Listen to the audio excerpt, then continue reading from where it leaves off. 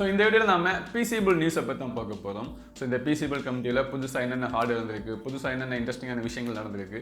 So அதுலேருந்து தான் கொஞ்சம் இன்ட்ரெஸ்டிங்கான நியூஸை மட்டும் இந்த வீடியோவில் எடுத்துகிட்டு வந்திருக்கேன். ஸோ இந்த வீடியோவை மறக்காமல் எண்ட் வரைக்கும் பாருங்கள், நிறையவே இன்ட்ரெஸ்டிங்கான நியூஸ் எல்லாமே இருக்குது. ஸோ முதல் நியூஸாகவே நாம் ஒரு ஹாட்டான டாப்பிக்லேருந்து ஸ்டார்ட் பண்ணலாம். ஸோ எல்லாருமே கேள்விப்பட்டிருப்பீங்க, கொஞ்சம் மாதத்துக்கு முன்னாடி எல்லாமே NVIDIA கிராஃபிக்ஸ் கார்டோட அந்த பவர் கேபிள்ஸ் எல்லாமே மெல்ட் ஆகிட்டு இருந்துச்சு. இது கிராஃபிக்ஸ் கார்டோட பவர் கனெக்டரை கூட டேமேஜ் பண்ணிச்சு. இதனால் ஹை அண்ட் கிராஃபிக்ஸ் கார்டு வச்சிருக்கவங்களுக்கு ரொம்பவே கஷ்டமாக போயிடுச்சு. ஸ்பெஷலாக RTX 4090, RTX 5090 இந்த மாதிரி கிராஃபிக்ஸ் கார்டுக்கு. ஸோ எப்போவுமே AMD NVIDIAவுக்கு காம்படிஷன் தான் எல்லாருக்குமே தெரியும். ஸோ இந்த விஷயத்துலையுமே AMD காம்படிஷன் கொடுக்க போகிறாங்கன்னு நினைக்கிறேன். ஸோ ஃபஸ்ட் டைமாக ஒரு AMD கிராஃபிக்ஸ் கார்டில் இதே சிச்சுவேஷன் நடந்திருக்கு. ஸோ ஃபஸ்ட் டைமாக சஃபேரோட RX 9070 XTயில் இதே பவர் கேபிள் மெல்ட்டிங் இஷ்யூ வந்திருக்கு.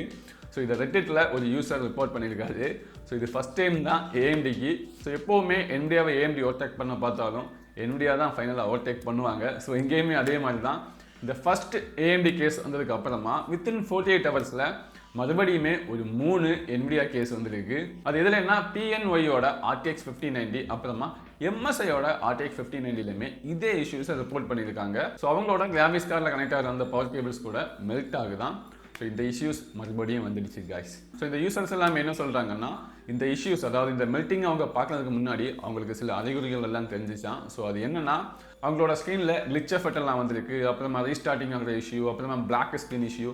ஸோ இந்த மாதிரி சின்ன சின்ன இஷ்யூஸ் எல்லாம் வந்திருக்கு. ஸோ அதுக்கப்புறமா பார்த்தப்போ தான் தெரிஞ்சிருக்கு அவங்களோட கிராஃபிக்ஸ் கார்டோட பவர் கனெக்டர் மெல்ட் ஆகிட்டு இருந்திருக்கு. ஸோ இந்த ப்ராப்ளம் எல்லாமே ஹை அண்ட் கிராஃபிக்ஸ் கார்டில் நடக்குது. RTX 5090, 5080 ஒரே ஒரு கேஸ் AMD RX 9070 XTலையுமே வந்திருக்கு இப்போ. ஸோ அதிகமாக NVIDIA சைடில் தான் இந்த இஷ்யூ நடக்குது.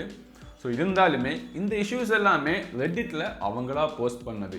ஸோ இந்த மாதிரி ரெட்டிட்டில் போஸ்ட் பண்ணாமல் எவ்வளோ கேஸ் நடந்துட்டு இருக்குங்கிறது தெரியாது. அது சர்வீஸ் சென்டர் சப்போர்ட் அவங்களுக்கு மட்டும்தான் தெரியும். ஸோ நீங்களுமே ஒரு RTX 5090, 58 மாதிரி பெரிய கிராஃபிக்ஸ் கார்டெலாம் வச்சுருக்கீங்கன்னா உங்களோட பவர் கனெக்டர் எல்லாமே சரியாக கனெக்டில் இருக்காங்கிறத அடிக்கடி செக் பண்ணி பாருங்க. ஸோ இப்போ இந்த ஹை அண்ட் கிராஃபிக்ஸ் கார்டு வச்சுருக்கவங்களோட நிலைமையை நினச்சி பார்த்தா ரொம்பவே கஷ்டமாக இருக்குது. ஸோ இப்போ நாம ஹாட்டான நியூஸை பார்த்துட்டோம். இனிமேல் கொஞ்சம் சேடான நியூஸை பார்க்கலாம். ஸோ எல்லாருமே கேள்விப்பட்டிருப்பீங்க, நான் கொஞ்சம் டிலேயாக தான் வீடியோ போடுறேன். ஸோ Windows 10ஓட லைஃப் முடிஞ்சிடுச்சு. மைக்ரோசாஃப்ட் இனிமேல் அந்த Windows 10ல் எந்த ஒரு மேஜர் அப்டேட்டுமே தரப்போகிறதில்ல. அதாவது October 14ஓட அதை கம்ப்ளீட்டாக ஸ்டாப் பண்ணிட்டாங்க. அதாவது Windows 10ஓட சப்போர்ட் அப்படியே முடிஞ்சுது. ஸோ இனிமேல் மைக்ரோசாஃப்டில் இருந்து நமக்கு இருக்கிற ஒரே OS Windows 11 மட்டும்தான். ஸோ இந்த Windows 10ஓட அப்டேட் அவங்க ஸ்டாப் பண்ணாலுமே இன்னும் 1 இயருக்கு அவங்க எக்ஸ்டெண்டட் செக்யூரிட்டி அப்டேட்லாம் தரோம் அப்படின்னு சொல்லியிருக்காங்க. ஸோ அதுக்கு நீங்கள் அப்டேட் செட்டிங்ஸில் போய் இதுக்கான ப்ரோக்ராமில் நீங்கள் என்ரோல் பண்ணணும் மேனுவலாக. ஸோ இதை பற்றி இன்னும் நல்ல டீட்டெயிலாக தெரிஞ்சுக்கணும், உங்களுக்கு புரியலைன்னா கமெண்ட்டில் சொல்லுங்கள், நான் தனியாக ஒரு வீடியோ போடுறேன். ஸோ இருந்தாலுமே இது ஒரு பெரிய சேட் நியூஸ் தான். ஏன்னா Windows 11 நிச்சயமாக யூஸ் பண்ணுறவங்களுக்கு அது கண்டிப்பாக பிடிக்காது. வேறு வழி இல்லாமல் தான் நிறைய பேர் யூஸ் பண்ணிகிட்டு இருக்கோம். ஸோ இதை பற்றின கருத்துக்களை நீங்கள் கண்டிப்பாக கமெண்ட்டில் சொல்லுங்கள். ஸோ அதுக்கப்புறமா அடுத்த நியூஸ் இன்டெல் கிட்டே இருந்தான். ஸோ ரீசெண்டாக இன்டெல் சிபியோட ப்ரைஸ் எல்லாமே இன்க்ரீஸ் ஆகிட்டு போகுது. ஒன்று ஸ்டாக் இல்லாமல் இருக்குது, இல்லைனா ப்ரைஸ் இன்க்ரீஸ் ஆகிட்டு போயிட்டே இருக்குது. ஸோ இது ஸ்பெஷலாக 13 Gen 14 Genல நடக்குது, 15th Genல கிடையாது. ஸோ இது இந்தியாவில் மட்டும் கிடையாது, வேர்ல்டு ஃபுல்லாக நடந்துட்டு இருக்கு. நிறைய பேர் இதை நோட்டீஸ் பண்ணியிருக்காங்க. ஸோ இது இன்டெல் வேணும்னு பண்ணுறாங்களா இல்லை ஸ்டாக் இல்லாதனால இப்படி நடக்குதான்னு தெரியல. ஸோ எந்த ஒரு அஃபிஷியல் கன்ஃபர்மேஷனும் கிடையாது. ஆனால் நிறைய ரூமர்ஸ் சொல்கிறாங்க இன்டெல் ப்ரைஸ் ஹைக் பண்ணுறாங்க, அதுவும் எஸ்பெஷலி ஓல்டு ஜென்ரேஷன் 12, 13, 14 ஜென்ரேஷனில் மட்டும், அதுவும் ஸ்பெசிஃபிக்காக சில இன்டெல் சிபிஸில் மட்டும். ஸோ நான் நோட்டீஸ் பண்ணுற வரைக்குமே இன்டெலோட 12400F இதில் ப்ரைஸ் இன்க்ரீஸ் ஆகிருக்கு. இதுக்கு முன்னாடி ஃப்ளிப்கார்ட்டில் எல்லாமே 8500 சேல் பண்ணிட்டு இருந்தாங்க, இப்போ 11000 இருக்குது. அப்புறமா 14400F இதோட ப்ரைஸ் ரொம்ப இன்க்ரீஸ் ஆகிருக்கு. இதே சிபி தான் நானுமே யூஸ் பண்ணுறேன். நான் 11000 வாங்கியிருந்தேன், இப்போ பார்த்தோன்னா 18,000, 19,000, சில ஷாப்ஸ்ல எல்லாம் 21,000 வரைக்குமே போயிருக்கு. எதுக்குன்னு தெரியல. நான் இந்த 2 சிபியோட ப்ரைஸுமே இன்க்ரீஸ் ஆனதை நோட்டீஸ் பண்ணேன். அப்புறமா சில கே சீரியஸ் சிபிஸோட ப்ரைஸ் கொஞ்சம் இன்க்ரீஸ் ஆகிருக்கு. ஸோ இன்டெல் சிபி பர்ச்சேஸ் பண்ணுறீங்கன்னா கொஞ்சம் பார்த்து யோசிச்சு பர்ச்சேஸ் பண்ணுங்க. ஏன்னா ஸ்பெசிஃபிக்காக சில சிபிஸோட ப்ரைஸ் தான் இன்க்ரீஸ் ஆகிருக்கு.